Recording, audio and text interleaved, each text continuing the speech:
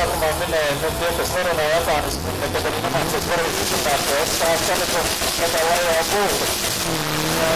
Runājot par Mareku Gukuru, tad jāsaka, ka viņš saka tādu līdetu kartu dīķi iekrīt šajā superskrīnas ir sportauto, ja?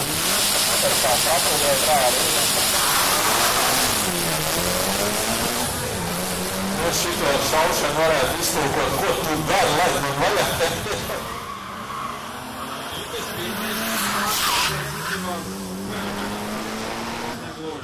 Gribniekiem noslēgtā rallija 2012. Un tur apstājās tā izaugsme, kas attiecās uz Raivo. Interesanti, ka patīk abas lietas, gan braukt, gan skrūvēt,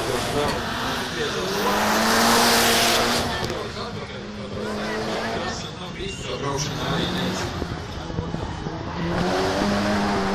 Šobrīd. Japāņi apgalvo, ka Mitsubishi teikti ir ļoti nepareizi, bet, kā jau es te sākumā minēju, tie, kas nerunā japāniski, viņi nekad arī nemācīs pareizi izrunāt to SKS palikumu, tā kā lai jau būtu.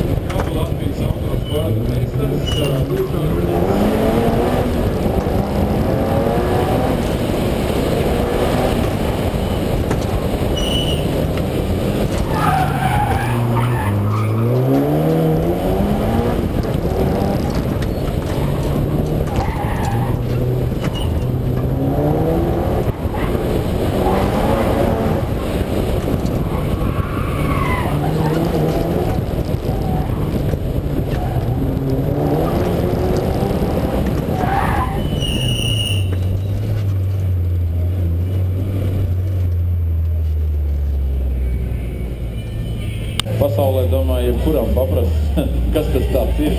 Skaidrs, ka tas ir sporta auto, ja? Un pēc tā satura jau tā arī ir.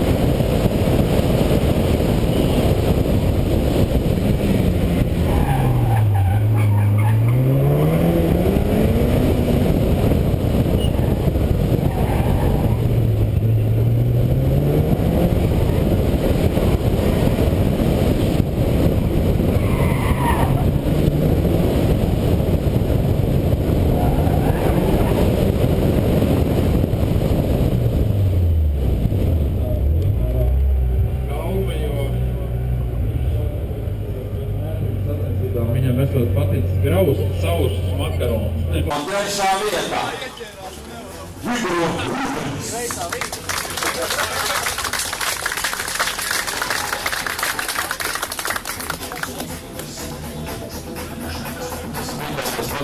Tāds termins nogustam atšķirts, tas bija kurš rūpnicā viens pats uz visiem agriepatiem strādāt.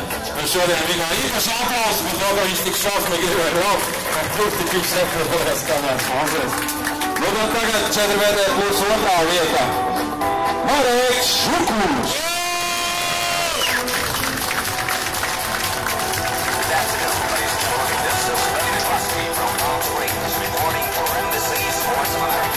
That's